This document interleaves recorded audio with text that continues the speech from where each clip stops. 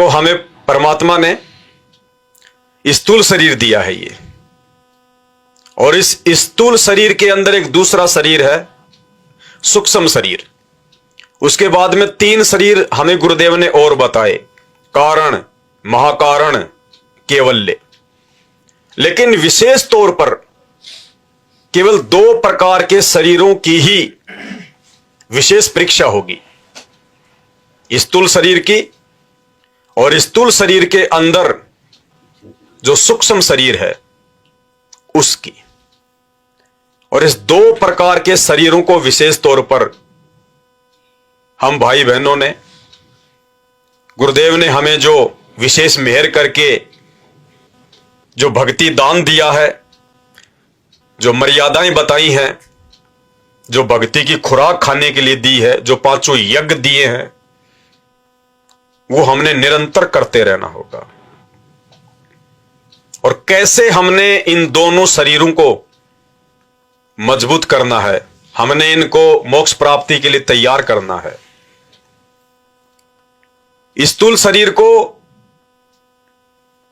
हमने परमपिता परमेश्वर जी की जो मर्यादाएं हैं, नाम दीक्षा के समय जो नियम दिए जाते हैं, हमने उन मर्यादाओं में रखकर स्थूल शरीर को बचाकर रखना है। स्थूल शरीर यदि बचकर रहेगा तो हमारा जो सूक्ष्म शरीर है वो सुरक्षित रह पाएगा, क्योंकि जो सूक्ष्म शरीर है वो केवल स्थूल शरीर के ही भरोसे है। इस पृथ्वी लोक पर स्थूल शरीर की परीक्षा होगी, और ये स्थूल शरीर छोड़ने के बाद में जब हम त्रिकुटी पर जाएंगे तो वहां पर हमारे सूक्ष्म शरीर की परीक्षा होगी। हमने ये विचार करना होगा, ये देखना होगा कि मेरा जो ये स्थूल जो शरीर है ये कितना तैयार हुआ है, क्योंकि हम भगत हैं और परमात्मा ने भगत की मृत्यु के विषय में बताया कि भगत जब शरीर छोड़ता है तो उसको मौत का जरा भी एहसास नहीं होता है, उसको जरा भी भय नहीं लगेगा। आम प्राणियों को मौत के समय जो पीड़ा होती है, भगत को वो पीड़ा भी नहीं होगी। लेकिन वो कब नहीं होगा ऐसा?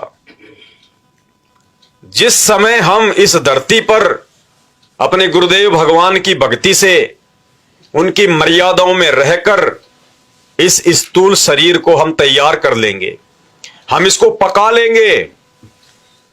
उस समय जब हमारा अंत समय आएगा, शरीर छोड़ने का वक्त आएगा, तो उस समय हमारा यह शरीर मर्यादाओं में रहकर भक्ति करने के चलते ऐसे छूटेगा जैसे कोई फल जब पूर्णतया पक जाता है तो उस फल को तोड़ने की आवश्यकता नहीं पड़ती, वो स्वतः ही पेड़ से झड़कर नीचे गिर जाता है।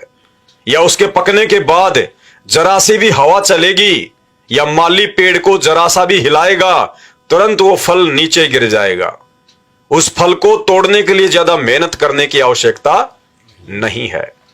और यदि वो फल कच्चा रह जाता है तो उसको तोड़ने में बड़ी दिक्कत होती है। तो इसी प्रकार भाइयों और बहनों, गुरुदेव भगवान ने हमें जो भक्ति दी है, अब इस भक्ति को गुरुदेव के द्वारा दिए गए ज्ञान को आधार बना के हमने स्वयं ही प्रफुल्लित करना है। परमात्मा ने हमारे को मार्ग दिखा दिया, परमेश्वर ने हमें रास्ता दिखा दिया, गुरुदेव भगवान ने हमें सही और गलत की जानकारी दे दी। अब उस रास्ते पर चलना आप और हमारा काम है। अगर हम मर्यादाओं में रह के चलेंगे, गुरु को भगवान मानकर भक्ति करेंगे, ज्ञान को आधार बनाकर चलेंगे, तो हमारा जो स्थूल शरीर है अंत समय तक वो बिल्कुल प्रफुल्लित हो जाएगा, वो तैयार हो जाएगा। तो यहां हमने रिहर्सल करते रहना है कि कहीं मैं गुरुदेव भगवान की मर्यादाओं से इधर उधर तो नहीं हो रहा हूं। जो मुख्य मुख्य नियम मुझे मेरे गुरुदेव भगवान ने दिए हैं, मैं सही प्रकार से उनका पालन कर पा रहा हूं या नहीं कर पा रहा हूं।